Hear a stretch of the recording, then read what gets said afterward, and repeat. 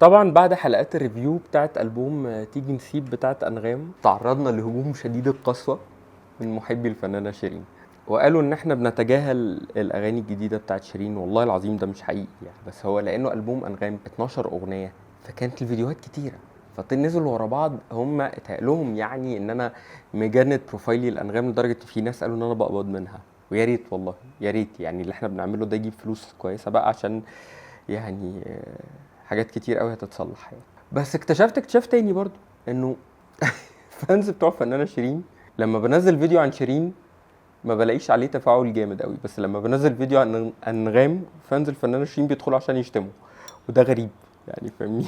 اللي هو يعني هم بيعلوا لنا الريتش في فيديوهات انغام، بينما الفيديوهات اللي بتتكلم عن الفنانه شيرين هم ما بيتكلموش عنها.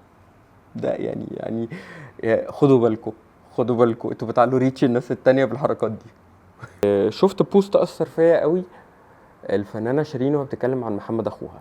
فاكر لما اتكلمنا هنا وقلت لك انا اصدقائي محمد وايمان اخوات شيرين ادعي ان احنا اصدقاء وان احنا بينا موده ومحبه يعني. الناس دي اتظلمت، الناس دي اتاذت جامد، ومفيش حد ما جاش عليهم. فانا سعيد سعيد سعيد سعيد انه المايه ترجع لمجاريها بين شيرين من ناحيه ومحمد وايمان ومامتهم من ناحيه.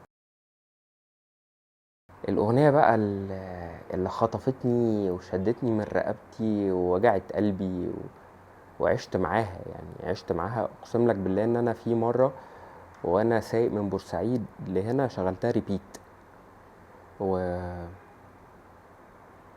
الدنيا، عودتني الدنيا أخسر، وإني لما أحب حاجة أوام تسيبني، أي لحظة فرح تقصر، طول حياتي الحزن قاعد بيراقبني. في كده في وجع كده أصلا يعني. أحمد المالكي ابن جيلي الشاعر المخضرم كتب كلام يعني خلاصة شخص موجوع بيشتكي متألم عايز يقول كتير يعني. لما بحب حاجة أوام تسيبني، مفيش أصعب من الجملة دي. وفجأة بقى يحصل الغير متوقع، واما جيت عليا قلت الفرحة جاتلي والسعادة معرفش ايه وقربت لي، لكن نرجع بقى طبعا، بس برضه بعدت عني، حلمي راح كالعادة مني، قلت احب الحزن يمكن برضه زيك هيفارقني. في ابداع كده، قلت احب الحزن يمكن برضه زيك هيفارقني. ما هو انا كل ما بحب حاجة بتروح مني، انا شخصيا كعلي كل ما بحب حاجة بتروح مني. فقلت قلت احب الحزن يمكن برضو زيك هيفارقني. الكلام عنيف، كلام صعب، ويوصف قوي الباترن اللي بتمر بيها شيرين على فكرة. يوصف قوي الوجع اللي جوه الست دي. المدهش اكتر اللحن بتاع تامر عاشور. طبعا تامر عاشور السنة دي بخلاف بسم الله ما شاء الله البوزيشننج الجديد ليه كمطرب في حفلات السعودية والأهمية الكبيرة اللي اكتسبها وغناه على الأوركسترا باستمرار، كملحن يعني عنده هيتس جامدة جدا مع صوتي مصر أنغام وشيرين، مطربات مصر المهمين يعني. إذا كان مع أنغام عنده في آخر كام سنة معاها يا ريتك فهمني ولوحة باهتة، والغنوة الأخيرة بتاعت مش عدالة اللي هي كان بريء. فالغنوة دي مع شيرين معجزة يعني، خصوصا أما كرر كلمة اللي هو إيه، عودتني الدنيا أخسر وإني لما أحب حاجة وامتسمني.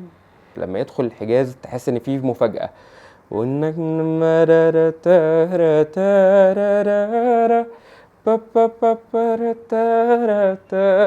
تارا نرجع بقى للحزن تاني، نرجع للمقام الاولاني.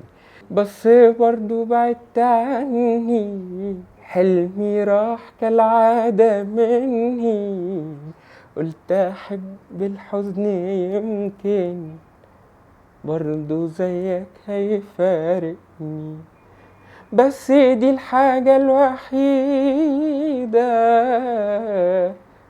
اللي دايما بتلازمني. توزيع الغنوة ستاندرد قوي يعني، ما فيهوش حاجة صارخة، ما فيهوش لكنه شبه الأغنية. نيجي هنا بقى عند غنى شيرين. الغنى هنا ما فيهوش